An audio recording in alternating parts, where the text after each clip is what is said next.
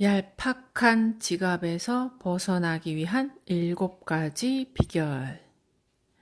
바빌론의 풍요는 지금 이 시대까지도 전설처럼 전해옵니다. 세계에서 가장 풍요로웠던 도시, 온갖 보물로 가득했던 도시. 바빌론은 언제나 이런 식으로 묘사되어 왔습니다. 그러나 전설처럼 바빌론이 항상 풍요로웠던 것은 아닙니다. 바빌론이 풍요를 누릴 수 있었던 것은 그 시대를 살았던 사람들이 보여준 지혜 덕분이었죠. 어떤 의미에서 바빌로니아는 온 국민에게 부자가 되는 법을 가르친 최초의 문명국이었습니다. 사르곤 왕은 적들과의 전쟁을 끝내고 바빌론에 돌아오자마자 심각한 문제에 봉착하게 되었습니다. 국가의 재물을 담당한 대신은 바빌론이 심각한 지경까지 몰리게 된 이유를 이렇게 설명했습니다. 폐하께서 관계 수로를 건설하시고 신전을 세우셨기 때문에 저희는 오랫동안 번영을 누릴 수 있었습니다. 그런데 이제 이런 공사들이 모두 끝났기 때문에 시민들이 일할 곳을 찾지 못하고 있는 실정입니다. 쉽게 말씀드리면 많은 일꾼들이 실업자 신세를 면치 못하고 있습니다. 따라서 장사꾼들도 손님이 줄어들어 걱정이고 농부들은 곡식을 팔지 못하고 있습니다. 바빌론의 시민들이 먹을 것을 살 돈이 없기 때문입니다. 사르곤 왕이 물었습니다. 우리가 대대적인 공사를 벌이면서 쏟아부은 황금들이 모두 어디로 갔단 말인가? 재무대신이 대답했습니다. 바빌론에서 손꼽히는 부자들의 손으로 넘어갔습니다. 염소의 우유가 여과기를 빠져나가듯이 모든 황금이 일손과 장사꾼의 손을 거쳐서 그들에게로 넘어갔습니다. 그 때문에 돈의 흐름이 막히고 말았습니다. 대다수의 시민은 돈을 구경조차 할 수 없지만 소수의 부자들은 돈이 넘쳐날 지경입니다. 사르곤은 아무 말 없이 생각에 잠겼다. 그리고 한참 만에야 어렵게 입을 떼며 물었다.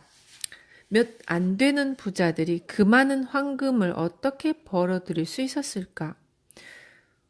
그들은 방법을 알고 있습니다. 그들이 정당한 방법으로 돈을 모았기 때문에 누구도 그들을 무작정 욕할 수는 없습니다. 정당하게 돈을 벌어들인 그들에게 강제로 돈을 빼앗아 가난한 사람에게 나눠준다면 그것은 결코 올바른 정치가 아닐 것입니다. 사르곤 왕이 다시 물었습니다. 돈을 버는 방법을 모든 백성에게 가르쳐주면 어떨까? 그럼 모든 백성이 부자가 될 것이 아닌가? 그렇습니다. 하지만 누가 백성에게 돈 버는 방법을 가르쳐줄 수 있겠습니까? 성직자는 절대 아닙니다. 그들이 언제 제 손으로 돈을 벌어본 적이 있습니까? 그럼 바빌론에서 어떤 사람이 돈 버는 방법을 가르쳐줄 적임자라 생각하나?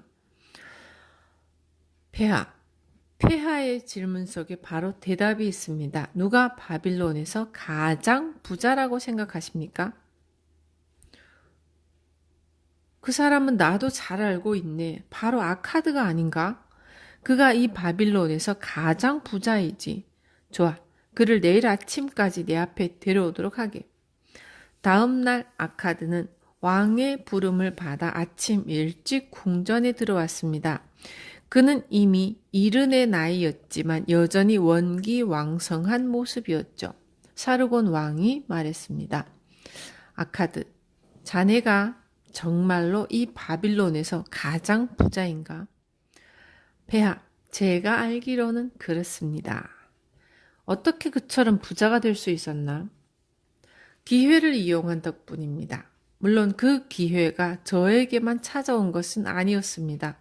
바빌론의 모든 시민들에게 찾아온 기회를 저는 놓치지 않았을 뿐입니다.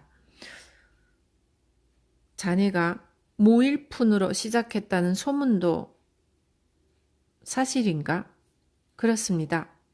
부자가 되겠다는 꿈 외에는 아무것도 없었습니다. 아카드, 지금 바빌론은 아주 난처한 지경에 빠져 있네.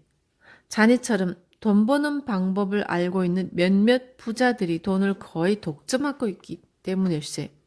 자네도 알겠지만 대부분의 백성이 벌어들인 돈을 지키는 방법을 전혀 모르고 있는 실정이네.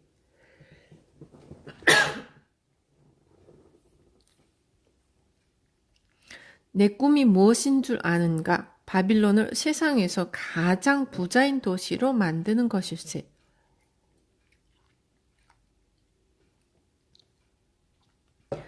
그렇게 되자면 이 도시에서 부자가 많아야 되겠지? 그러니까 모든 백성에게 부자가 되는 법, 즉 돈 버는 방법을 가르쳐주고 싶네. 아카드, 솔직하게 말해주게. 돈을 버는데 어떤 비결이라도 있나? 그 비결을 모든 백성들에게 가르쳐줄 수도 있겠나? 물론입니다, 폐하. 제가 알고 있는 것을 어찌 다른 사람들에게 가르쳐 주지 않을 수 있겠습니까? 사르곤 왕이 눈을 반짝이면서 말했습니다. 고맙네. 내가 듣고 싶었던 대답일세. 자네가 이 일을 맡아줄 수 있겠나? 자네가 알고 있는 것을 학교의 선생들에게 가르쳐주고 선생들이 내 땅의 방방곡곡을 돌아다니며 온 백성에게 그 지식을 가르칠 사람들을 훈련시킨다면 내 꿈을 이룰 수 있을 것 같구만. 아카드는 허리를 깊이 숙이며 대답했다. 폐하의 말씀대로 하겠습니다. 제 동포와 폐하의 영광을 위해서 제가 알고 있는 모든 것을 기꺼이 나눠주겠습니다. 재무 대신께 부탁드리죠. 10명이 들어갈 수 있는 교실을 준비해 주십시오. 제 지갑을 두툼하게 해준 7가지 비결을 그들에게 가르치겠습니다. 보름 후 왕의 명령에 따라 신중히 선발된 100명이 배움의 전당이란 교실에 모였습니다. 아름답게 채색된 의자들이 강단을 바라보며 반원형으로 놓여 있었죠. 아카드는 조그만 탁자 옆에 앉아 있었고 탁자 위에 놓인 향로에서는 머리를 맑게 해주는 향이 피어오르고 있었습니다. 아카드가 의자에서 일어서자 한 사람이 옆 사람을 팔꿈치로 슬쩍 찌르며 작은 소리로 말했습니다. 바빌론에서 제일 가는 부자라고 해야 별것 없잖아. 우리와 별로 다를 바가 없네. 아카드가 강연을 시작했습니다. 위대한 사르곤 왕의 충성스러운 신하로서 나는 여러분 앞에 섰습니다. 나도 옛날에는 황금을 꿈꾸었던 가난한 젊은이에 불과했지만 황금을 벌어들이는 지혜를 깨달은 덕분에 사르곤 왕은 내 지혜를 여러분에게 나누어 주기를 원하셨습니다. 나는 아주 보잘것없이 시작했습니다. 여러분, 아니 바빌론의 여느 시민보다도 특별히 나을 것이 없었습니다. 그러나 거의 텅 비어있는 지갑이 나는 지긋지긋하도록 싫었습니다. 나는 그 지갑을 황금으로 가득 채우고 싶었습니다. 그 얄팍한 지갑을 두툼하게 만들어줄 수 있다면 어떤 일이라도 해내겠다고 결심했습니다. 그리고 그 7가지 비결을 찾아냈습니다.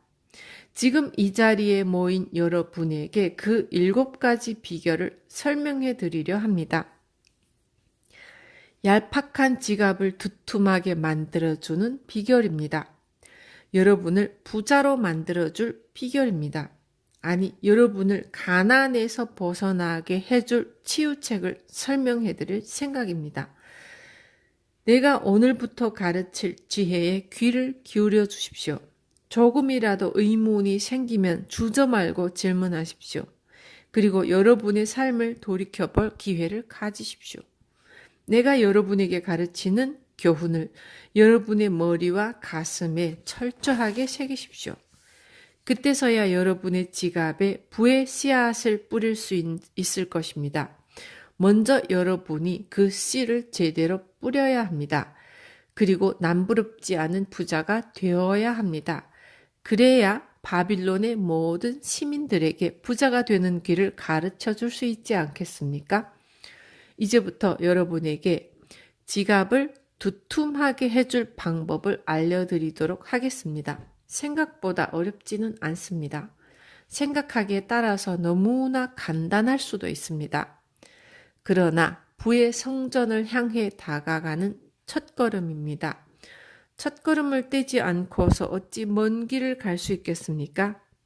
자, 이제 첫 번째 비결부터 살펴봅시다. 첫 번째 비결은 일단 시작하라.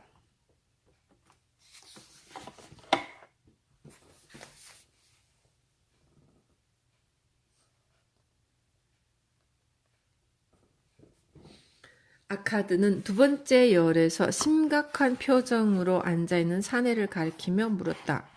이보게, 자네는 물었습니다. 이보게, 자네는 무슨 일을 하나? 저는 서생입니다. 토판에 기록을 새기는 사람입니다. 그렇구먼. 나도 바로 그런 일을 하면서 처음 돈을 벌었지. 그러니까 자네도 나처럼 부자가 될 가능성을 지닌 사람이네. 이번에는 훨씬 뒤쪽에 앉은 혈색 좋은 사내를 가리키며 아카드가 또 물었습니다. 자네는 어떤 일로 밥벌이를 하는가? 저는 백정입니다. 시골 사람들이 키우는 염소를 사서 도살한 다음에 고기는 주부들에게 팔고 가죽은 구두 만드는 사람들에게 팝니다. 자네가 직접 일하면서 돈을 번다는 뜻이구먼. 나도 그랬지. 그러니까 자네도 나처럼 부자가 될 가능성이 충분한 사람일세. 아카드는 모두에게 어떻게 돈을 버느냐고 묻고 각각의 대답을 들은 후 이렇게 말했습니다. 여러분도 들었겠지만 우리는 나름대로 땀을 흘리면서 돈을 벌고 있습니다. 거꾸로 말하자면 돈을 벌 수 있는 방법이 많다는 뜻입니다. 그 방법들 하나하나가 여러분의 지갑을 채워주는 황금 물줄기라 할 수 있습니다. 여러분이 흘리는 땀방울이 여러분의 지갑을 채워주는 황금이라 할 수 있습니다. 물론 여러분의 능력에 따라 그 양이 다르지만 말입니다. 그렇게 생각하지 않습니까? 아카드의 질문에 모두가 고개를 끄덕였다. 여러분이 현재 종사하고 있는 일을 부의 원천이라 생각한다면, 그리고 여러분이 진정으로 부자가 되고 싶다면 어디에서 시작해야 되겠습니까? 바로 여러분이 현재 땀을 흘리고 있는 일에서 시작해야 되지 않을까요? 이번에는 모두가 고개를 끄덕였습니다. 그러자 아카드는 달걀 상인에게 눈길을 던지며 물었습니다. 만약 자네가 매일 아침 10개의 달걀을 소쿠리에 담아서 저녁 때까지 9개의 달걀만을 꺼낸다면 어떻게 되겠나? 네, 며칠이 지나지 않아 소쿠리가 가득 채워질 겁니다. 왜 그럴까? 매일 달걀이 하나씩 늘어나니까요. 아카드는 환한 미소를 띤 얼굴로 학생들을 바라보며 물었습니다. 여러분의 지갑은 어떻습니까? 텅 비어 있나요? 모두가 희죽 미소를 지었습니다. 그리고 모두가 허탈한 웃음을 지었습니다. 마침내는 그들의 얄팍한 지갑을 장난스레 흔들어 보이기도 했죠. 알겠습니다. 이제 그 얄팍한 지갑에서 벗어날 수 있는 첫 번째 비결을 알려드리도록 하겠습니다. 내가 방금 달걀 상인에게 말했던 대로 하십시오. 만일 여러분의 지갑에 10개의 동전이 들어있다면 9개만 꺼내도록 하십시오. 이렇게 한다면 여러분의 지갑은 금세 두툼해질 겁니다. 지갑이 안겨주는 그 묵직한 느낌이 여러분을 곧 기분 좋게 해줄 겁니다. 그리고 여러분의 영혼까지 만족시켜줄 겁니다. 이 방법이 너무나 간단하다고 생각하나요? 하지만 그렇게 우습게 생각하지 마십시오. 진리는 언제나 간단하고 단순한 것입니다. 내가 어떤 상태에서 시작했는지 이미 말씀드렸습니다. 처음에는 나도 여러분과 마찬가지였습니다. 욕망을 채워주기에는 한없이 부족한 내 얄팍한 지갑을 원망하기도 했죠. 하지만 내 지갑에서 10분의 9만 꺼내 쓰기 시작하면서 나는 부자가 될 수 있었고요. 여러분이라고 못할 이유가 있겠습니까? 아주 이상한 이야기를 하나 해드리겠습니다. 나는 내 수입의 10분의 9만으로 살았지만 생활은 예전과 달라지지 않았습니다. 오히려 예전보다 궁핍하지 않았고요. 그때부터 돈을 훨씬 쉽게 벌 수 있었습니다. 그 이유가 무엇인지는 모르겠습니다만 어쩌면 신의 법칙일지도 모르겠네요. 수입의 일정 부분을 쓰지 않고 저축하는 사람에게는 돈도 쉽게 벌려집니다. 그러나 지갑이 텅 비어 있는 사람에게는 황금마저도 피해서 달아납니다. 여러분이 가장 바라는 것이 무엇입니까? 보석과 멋진 옷, 맛있는 음식처럼 순간적으로 여러분에게 만족감을 주고 이내 덧없이 사라지고 잊혀지는 것들입니까? 아니면 황금과 땅과 양떼처럼 끊임없이 수입을 보장해주는 알찬 재산입니까? 명심하십시오. 여러분이 지갑에서 꺼내 쓰는 돈은 첫 번째 것을 주지만 지갑에 남아있는 돈은 두 번째 것을 주게 될 것입니다. 첫 번째 것은 보석과 멋진 옷, 맛있는 음식처럼 순식간에 순간적으로 만족감을 주고 덧없이 사라지는 것. 두 번째 것은 황금과 땅과 양떼처럼 끊임없이 수입을 보장해주는 알찬 재산. 여러분, 얄팍한 지갑에서 벗어나는 첫 번째 비결은 내 지갑에 있는 10개의 동전 중 9개만 써라 입니다. 이 비결을 여러분들끼리 논의해 보십시오. 이 비결에 문제가 있다고 생각되면 내일 다시 만날 때 기탄 없이 그 문제점을 제기해 주십시오. 두 번째 비결, 지출을 관리하라. 어제 강의가 끝난 후 내게 이렇게 질문한 사람이 있었습니다. 벌어들인 돈을 몽땅 써도 살기 힘든데 어떻게 10분의 1씩이나 저축할 수 있겠느냐? 오늘은 이 문제를 생각해 보도록 하겠습니다.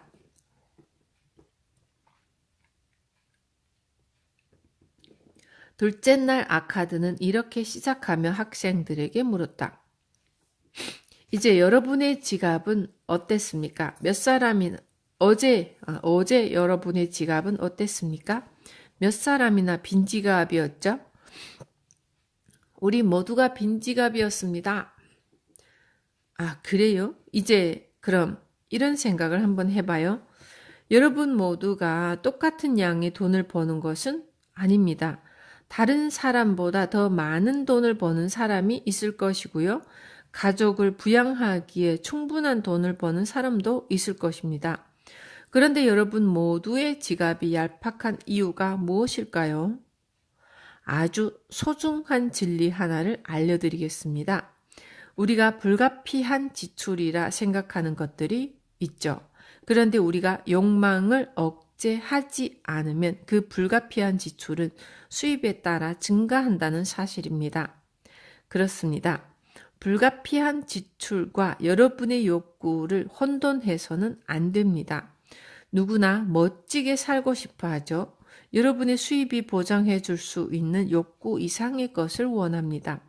따라서 수입이 늘어날수록 욕구 충족을 위한 소비도 늘어나게 마련입니다. 그러나 욕망은 욕망을 낳습니다. 우리는 사람이기 때문에 욕망이라는 짐을 지고 살아야 합니다.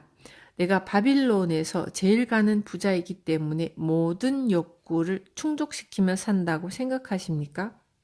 그렇지 않습니다. 절대로 그렇지 않습니다. 그렇게 하기에는 이제 시간이 부족하기 때문입니다.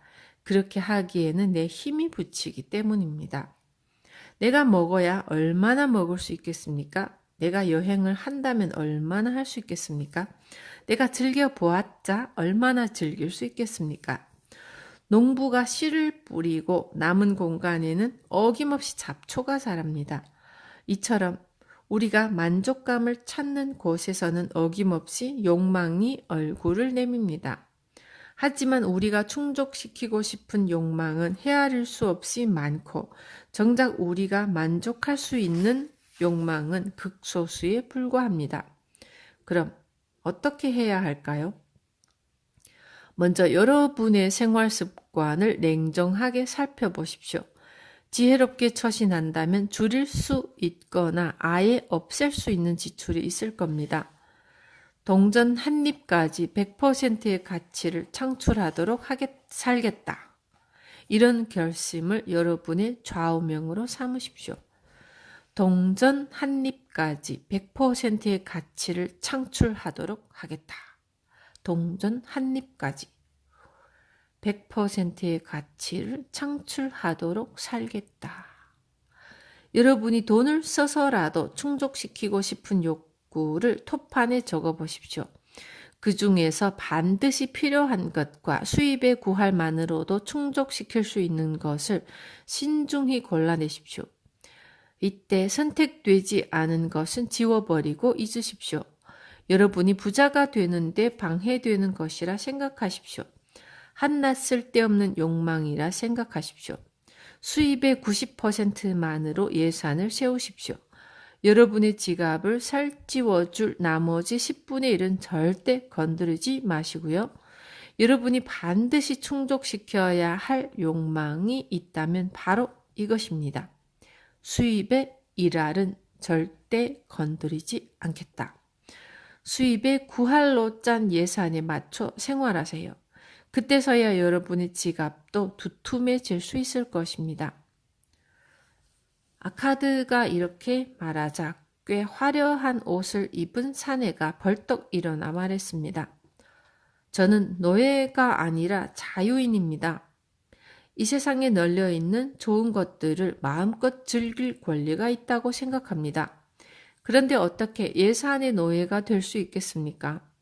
꽉 짜여진 예산에 맞춰서 꼭 필요한 것만 사고 나머지 것들을 즐길 수 없다면 결국 노예와 다를 바가 무엇입니까?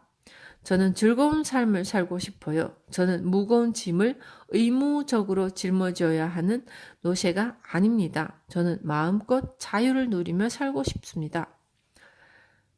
아카드가 이내 대답했다. 아카드가 이내 대답했습니다. 이보게, 자네 예산을 누가 짜는가? 그거야 당연히 제가 짜죠. 만약 사막을 횡단해야 하는 노새가 스스로 짐을 꾸린다면 보석과 황금덩이와 값비싼 용단을 먼저 생각하겠나? 아니면 먹을 것과 마실 물을 먼저 챙기겠나? 예산을 짜는 목적은 지갑을 살찌우기 위한 것일세. 자네에게 반드시 필요한 것을 먼저 장만하고 그렇게 하고도 여유가 있을 때 다른 욕망을 채우는 합리적인 삶을 위한 것일세. 덧없는 순간적인 욕망을 애초부터 제거함으로써 자네에게 가장 소중한 욕망이 무엇인지 깨닫게 해주는 것일세. 어두운 동굴을 밝혀주는 횃불처럼 예산은 지갑에서 구멍난 곳을 보여주면서 그곳을 막도록 해주는 것이네. 한마디로 예산은 자네에게 적재적소에 필요한 만큼의 돈을 지출하도록 관리해주는 보호장치이네.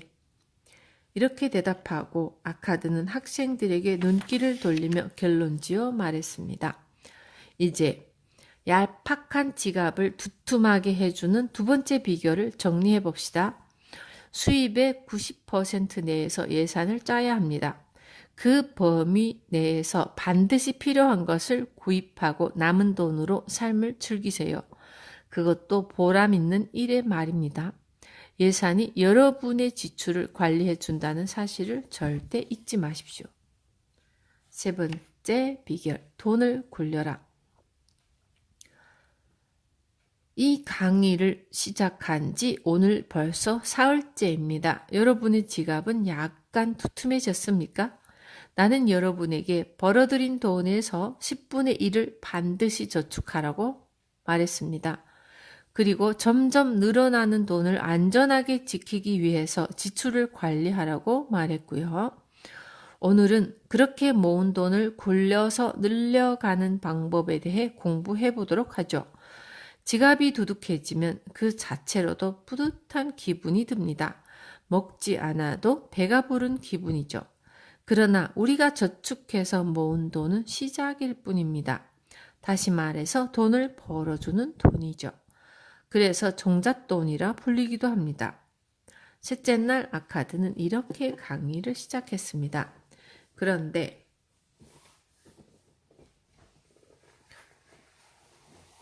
돈을 어떻게 이용해야 할까요? 어떻게 해야 돈을 벌 수 있을까요? 이것이 바로 투자라는 것입니다. 나는 쓰라린 경험을 했습니다. 내 첫 투자는 처절한 실패였죠. 한 푼도 건질 수 없었고요. 이 이야기는 나중에 해드리겠습니다. 그러나 아가르라는 방패 상인에게 돈을 구워주고 첫 수익을 올릴 수 있었습니다.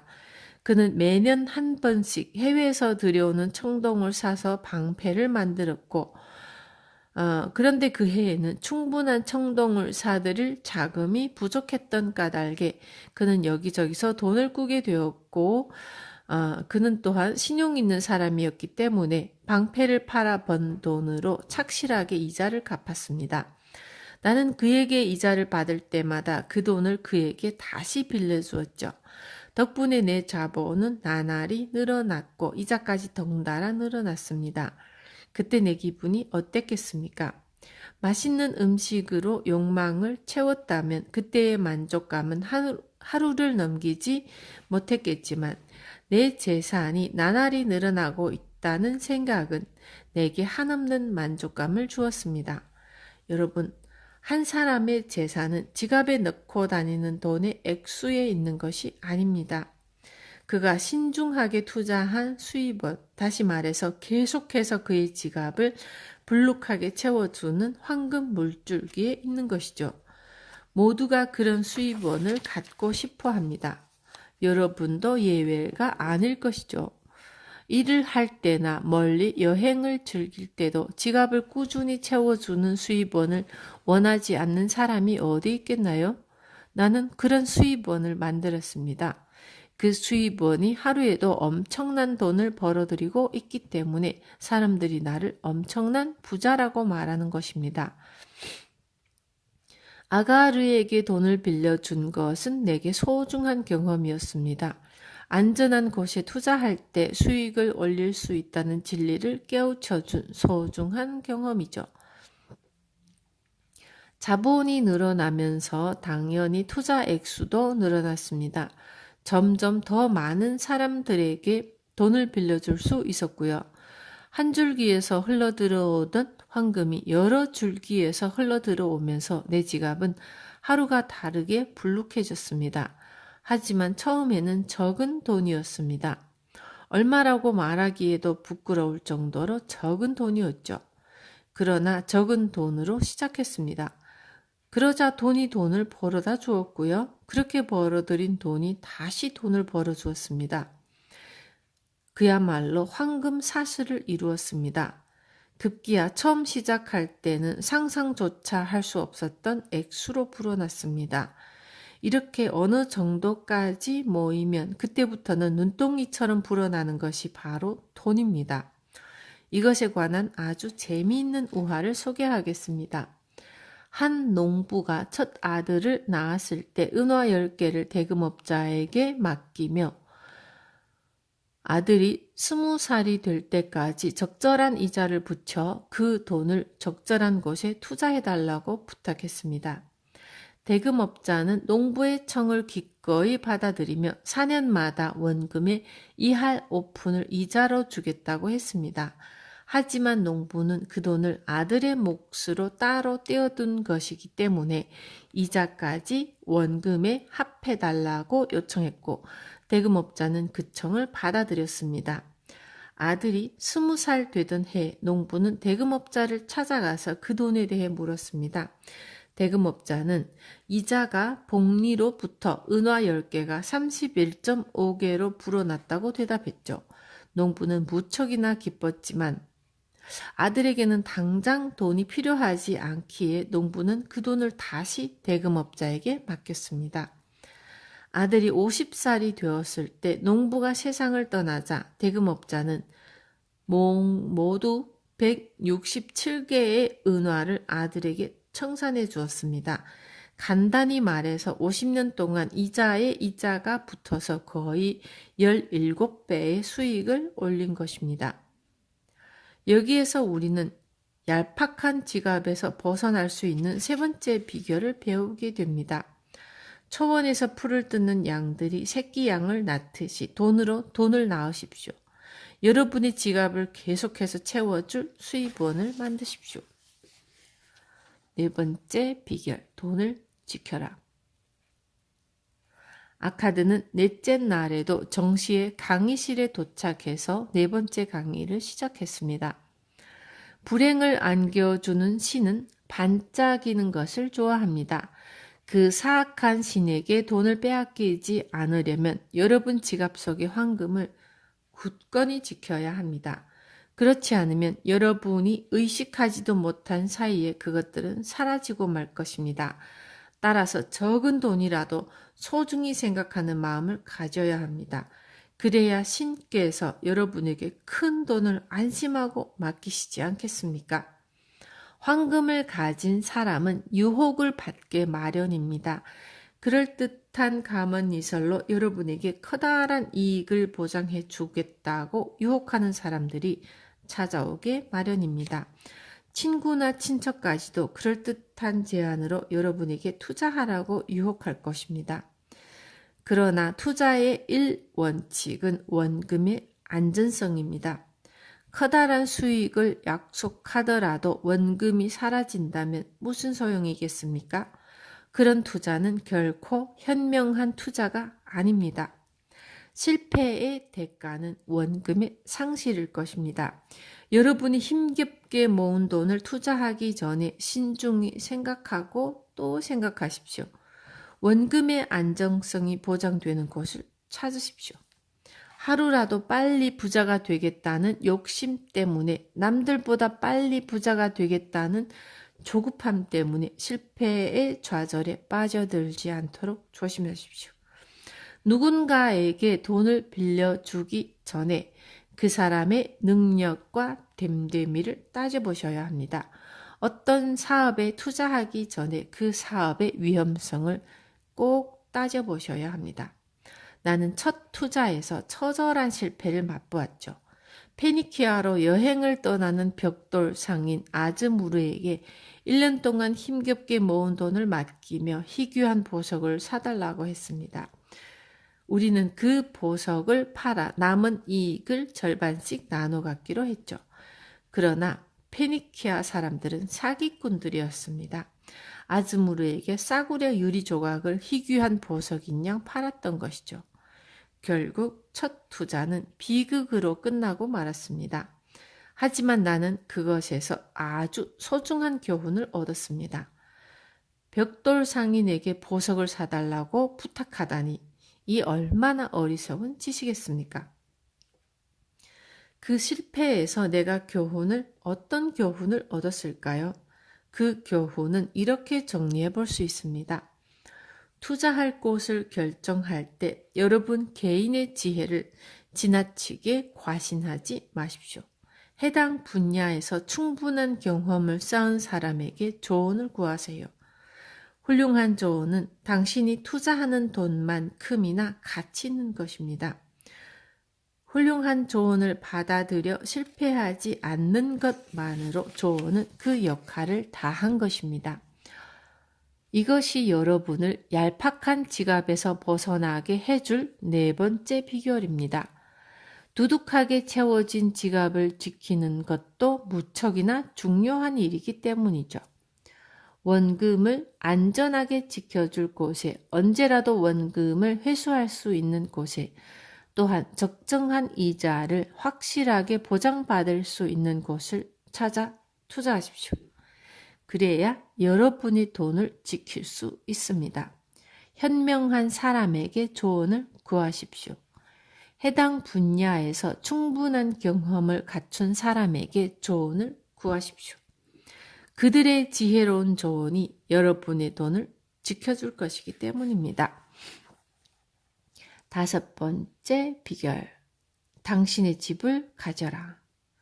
수입의 구할만으로 삶을 꾸려간다면, 게다가 그 구할에서 일정한 몫을 수익성 있는 곳에 투자할 여력이 있다면, 여러분은 재산을 눈덩이처럼 신속히 불려갈 수 있을 것입니다. 아카드는 5번째 강의를 이렇게 시작했습니다. 바빌론 남자들은 열악한 환경에서 가족을 부양하며 살아가고 있습니다. 비싼 임대료를 집주인에게 지불하지만 여자의 가슴을 따뜻하게 해주는 화초를 키울 공간조차 아내에게 허락할 수 없는 비좁은 오두막일 뿐입니다. 그 때문에 아이들은 먼지가 풀썩대는 길에서 노는 수밖에 없고요. 하지만 아이들이 깨끗한 땅에서 뛰놀 수 없고 아내가 가족을 위해 화초와 채소를 키울 수 없다면 어찌 인간다운 삶을 누린다고 말할 수 있겠습니까? 내 무화과 나무에서 자라는 달콤한 열매를 따먹을 수 있다면, 내가 키운 포도나무에서 새콤한 포도를 따먹을 수 있다면 얼마나 풍요로운 삶이겠습니까? 내 집과 내 집터, 이처럼 나만의 공간을 가질 수 있다면 뿌듯한 자부심과 자신감이 저절로 생길 것이고 어떤 일을 하더라도 최선을 다할 수 있을 것입니다. 따라서 나는 여러분에게 이렇게 조언해 주고 싶습니다. 여러분과 여러분의 가족을 안전하게 지켜줄 집을 마련하십시오. 위대한 사르곤 왕께서 바빌론의 성곽을 얼마나 많이 넓혀 놓았습니까? 바빌론 내에서는 아직도 개간되지 않은 땅이 얼마든지 있습니다. 또한 합리적인 가격으로 사들일 수 있는 땅이 얼마든지 있습니다. 집과 땅을 사들일 돈이 없다고요? 물론 한 푼의 돈도 없다면 곤란하겠지만 여러분이 가족을 위한 공간을 마련하는 데 필요한 액수의 적정한 몫을 준비해 두고 있다면 어떤 대금업자라도 부족한 돈을 기꺼이 빌려줄 것입니다. 집이 완성된 후에 집주인에게 지불하던 집세 정도를 대금업자에게 지불한다면 오랜 세월이 지나지 않아 여러분은 모든 빚을 청산하고 어엿한 집주인이 될 수 있습니다. 그때부터 재산세만 납부한다면 여러분은 상당한 재산가가 되는 것입니다. 여러분은 물론이고 가족들이 얼마나 기뻐하겠습니까? 여러분의 내일을 빨기 위해 강가로 나아갈 때마다 여러분의 아내는 양가죽 부대에 물을 가득 채워와서 화초와 채소에 뿌려주는 즐거움을 누릴 수 있을 것입니다. 자기 집을 가진 사람은 여러모로 이익이 많습니다. 무엇보다 여러분의 허리를 휘게 만들던 임대료에서 벗어날 수 있어 생활비가 줄어들 것입니다. 그러면서도 훨씬 풍요로운 삶을 누릴 수 있고요. 당신만의 집을 가지십시오. 이것이 얄팍한 지갑에서 벗어날 수 있는 5번째 비결입니다. 6번째 비결, 미래의 수입원을 찾아라. 다음 날에도 아카드의 6번째 강의는 거침없이 어김없이 시작되었다. 모든 사람은 갓난아기로 태어나 늙어서 죽게 마련이다. 삶의 행로는 그런 것입니다. 신께서 그를 천국으로 일찌감치 부르지 않는 한 어떤 사람도 이 운명에서 벗어날 수 없습니다. 따라서 사람이라면 더 이상 일하지 못할 때를 대비해서 적절한 수입원을 마련해둘 의무가 있다고 생각합니다. 또한 갑자기 가족의 곁을 떠나게 될 때 남은 가족이 편안하고 안락하게 살 수 있도록 대비해두는 것도 마땅한 의무라 생각합니다. 시간이 흘러 여러분이 육체적으로나 정신적으로 예전보다 못할 때도 여러분의 지갑을 두둑하게 유지하고 싶다면 이 교훈을 잊지 마십시오. 부자가 되는 법칙을 깨우쳐서 먹고 살기에 충분한 돈을 벌어들이는 사람이라도 미래를 생각해야 합니다. 늙은 후에도 안락한 삶을 보장해 줄 수 있는 확실한 투자 계획을 세워야 합니다. 그래야 지혜로운 사람이 아니겠습니까? 미래를 위한 안전장치로는 여러 가지 방법이 있습니다. 아무도 모르는 곳에 비밀리에 재산을 묻어둘 수도 있겠지만 만에 하나라도 그것이 발각된다면 도둑의 전리품이 되고 말 것이고요. 따라서 나는 이 방법을 권하고 싶지는 않습니다. 또한 집을 사거나 땅을 사두는 방법도 있을 것입니다. 미래의 효용성이나 가치를 올바로 판단해서 제대로 선택한다면 그 가치를 그대로 유지하면서 일정한 수입을 보장받을 수도 있고 적절한 값에 되팔 수도 있을 것입니다. 약간의 돈을 대금업자에게 빌려주고 그 액수를 조금씩 불려가는 방법도 있습니다. 대금업자가 지급하는 이자는 원금에 붙여지기 때문이죠.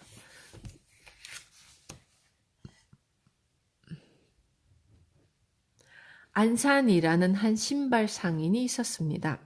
안산은 8년 동안 매주 은화 2개를 대금업자에게 맡겼습니다. 안산은 최근에 그 돈을 찾았습니다. 얼마나 되었을까요? 안산은 예상치 못한 엄청난 돈을 돌려받았습니다. 4년마다 이할 오픈의 이자가 붙었던 까닭에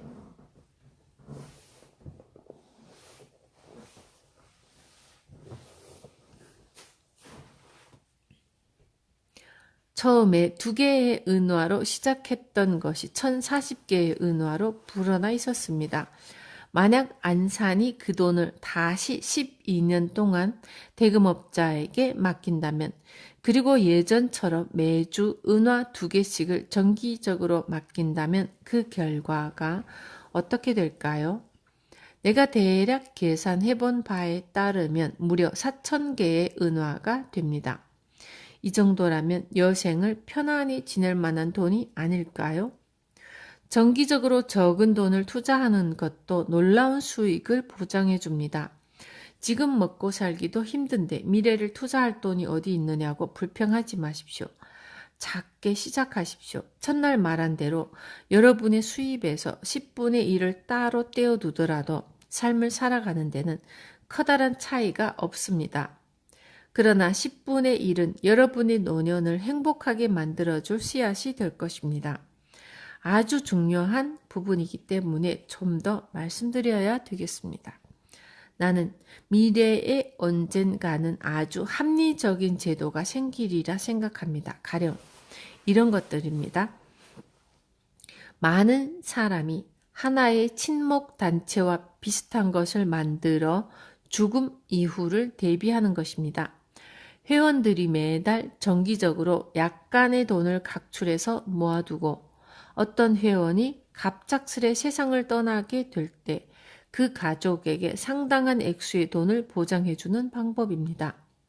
내 생각에 이것은 무척이나 바람직한 방법입니다만 아직은 시기상조인 듯 합니다. 이 방법을 운영하자면 미리 준비해야 할 것이 많기 때문입니다. 무엇보다 이 방법을 운영하는 단체가 왕의 옥좌처럼 안정되고 견실해야 하기 때문입니다. 하지만 언젠가 이 방법이 제도화될 때가 오리라 믿습니다. 그때가 되면 모든 사람에게 커다란 축복이 될 것입니다. 적은 돈이 모여서 세상을 떠난 회원의 가족에게 안락한 미래를 보장해주는 넉넉한 돈을 마련해 줄 수 있다고 생각해 보십시오. 얼마나 커다란 축복입니까? 하지만 우리는 그 시대에 살고 있지 않습니다. 그러므로 개인적으로라도 이 방법을 사용해 보십시오. 조금씩 모아서 큰 돈을 만드십시오. 노동 능력을 상실한 사람에게, 가장을 잃은 가족에게 남은 것은 얄팍한 지갑뿐이라면 그야말로 비극이 아니겠습니까? 얄팍한 지갑에서 벗어날 수 있는 6번째 비결이 바로 이것입니다. 노후를 미리 준비하십시오. 여러분 가족의 안락한 삶을 위해서라도 미리 준비하십시오. 7번째 비결, 돈 버는 능력을 키워라. 오늘은 얄팍한 지갑에서 여러분을 벗어나게 해줄 가장 중요한 비결을 말씀드리려 합니다. 하지만 오늘 강의는 돈에 대한 것이 아닙니다. 여러분의 마음가짐에 대한 것입니다. 내 앞에 각양각색의 옷을 입고 있는 여러분에 대해서 말씀드리려 합니다. 여러분의 성공을 결정짓는 것은 황금의 양이 아닙니다. 여러분의 마음가짐이며 세상을 살아가는 방식입니다. 아카드는 7번째 강의, 즉 마지막 강의를 이렇게 의미심장한 말로 시작했습니다.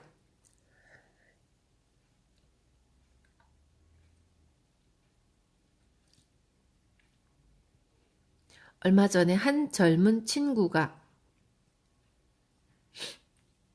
내게 돈을 빌리러 왔습니다. 나는 그 친구에게 돈이 필요한 이유를 물었죠. 그 친구의 대답이 걸작이더군요. 이마에 땀이 솟도록 열심히 일했지만 봉급만으로는 지출을 감당하기에 턱없이 부족하다는 것이었습니다. 솔직히 말해서 대금업자에게 그런 사람은 반갑지 않은 손님입니다. 항상 돈이 부족해서 쩔쩔매는 사람을 어떻게 믿을 수 있겠습니까? 그런 사람이 내게 빌린 돈을 어떻게 되갚을 수 있을까요? 그래서 나는 그 친구에게 이렇게 물었습니다. 젊은이, 결국 자네는 더 많은 돈을 벌고 싶은 게로구만. 그렇다면 자네는 돈 버는 능력을 키우기 위해서 어떤 노력을 하고 있나? 젊은 친구는 이렇게 대답하더군요. 할 수 있는 일은 다 하고 있습니다. 지난 한 달 동안 6번이나 주인을 찾아가 봉급을 올려달라고 졸라댔지만 번번이 거절당했고요. 아마 저처럼 끈질기게 졸라댄 사람도 없을 것입니다. 나는 그 친구의 순진한 생각에 웃을 수밖에 없었습니다. 하지만 그 친구에게는 뜨거운 열망이 있었죠. 방법이 잘못되기는 했지만 돈을 더 벌겠다는 열망은 칭찬받아 마땅한 열망이고요. 그렇습니다. 여러분의 수입을 늘리기 위해서는 그런 열망이 반드시 필요합니다. 그리고 성취에 앞서 꿈이 있어야 하고요. 어떤 시련이 닥쳐도 흔들리지 않는 꿈이 있어야 합니다. 분명한 꿈이 있어야 합니다. 두루뭉술한 꿈은 허망한 열망일 뿐이고요. 막연히 부자가 되고 싶다는 꿈은 헛된 망상일 뿐입니다. 그러나 금화 5잎을 가져야겠다는 꿈을 가질 때 이런 구체적인 꿈은 여러분을 강력하게 밀어붙이는 원동력이 됩니다. 금화 5잎이라는 구체적인 꿈을 성취하고 나면 어떤 변화가 생기겠습니까? 그 사람은 금화 5잎을 벌어들일 수 있는 방법을 터득한 것입니다. 그 방법으로 아니면 비슷한 방법으로 금화 10잎을 벌어들이지 못하겠습니까? 나중에는 20잎, 먼 훗날에는 1000잎의 금화를 벌어들이는 방법을 조금씩 깨달아 갈 것입니다. 그리고 부자가 될 것입니다. 이처럼 조그맣지만 구체적인 꿈으로 시작하십시오. 작은 꿈을 성취하는 방법부터 착실히 배우십시오. 큰 돈을 벌어들이는데 필요한 방법을 배우기 위한 절차라 생각하시고요. 부자는 하루아침에 되는 것이 아닙니다. 재산은 하루아침에 쌓이는 것이 아니고 과정이 필요합니다. 처음에는 작은 돈이 나중에는 큰 돈이 되듯이 여러분도 하나씩 배우면서 능력을 키워가야 합니다. 또한 꿈은 소박하고 구체적이어야 하며 꿈이 지나치게 크다면 도저히 여러분의 능력으로 감당해내기 힘든 꿈이라면 그 꿈은 좌절로 끝나기 십상입니다. 무엇보다 여러분이 종사하고 있는 일에 최선을 다하셔야 합니다. 여러분의 현재 직업에서 최고가 되도록 노력하십시오. 그렇게 할 때 돈 버는 능력도 자연스레 키워질 것입니다. 현재 직업에서 최고가 되도록 노력하십시오. 현재의 직업에서 최고가 되십시오. 그렇게 할 때 돈 버는 능력도 자연스레 키워질 것입니다. 나도 한때는 가난한 필경사였습니다. 하루에 몇 푼의 돈을 받으면서 톱판에 글을 새겨야 했습니다. 그러나 나보다 많은 톱판을 작성하는 사람이 더 많은 보수를 받는다는 사실을 깨달았고 저는 결심했습니다. 누구보다 뛰어난 필경사가 되겠다. 그 후 성공한 사람들의 비결을 깨닫는데 그리 오랜 시간이 걸리지는 않았습니다. 내 일에 흥미를 가질수록, 내 일에 열정을 갖고 최선을 다할수록 내 성과도 점점 나아졌습니다. 하루에 나보다 많은 톱판을 작성하는 필경사를 찾아보기 힘들었죠. 내 능력이 나아지면서 그에 따른 보상도 있었죠. 내 능력을 인정해달라고 주인을 6번씩이나 찾아갈 필요도 없었습니다. 계속해서 배우십시오. 그럴 때 비로소 당신은 더 많은 돈을 벌 수 있습니다. 여러분에게 필요한 재주를 가진 사람을 찾아다니며 배우십시오. 그런 노력에 대한 보상은 반드시 있습니다. 보석 세공사라면 그 분야에서 가장 뛰어난 능력을 지닌 세공사가 사용하는 방법을 배우고 어떤 연장을 사용하는지도 눈여겨보십시오. 법률가나 의사도 마찬가지입니다. 그 직종에 종사하는 사람들에게 묻고 서로의 의견을 나누십시오. 상인이라면 더 낮은 가격에 더 좋은 상품을 팔 수 있는 방법을 끊임없이 모색하셔야 합니다. 인간의 삶은 언제나 변하기 마련이죠. 언제나 좀 더 나은 방향으로 개선되어 나가기 마련입니다.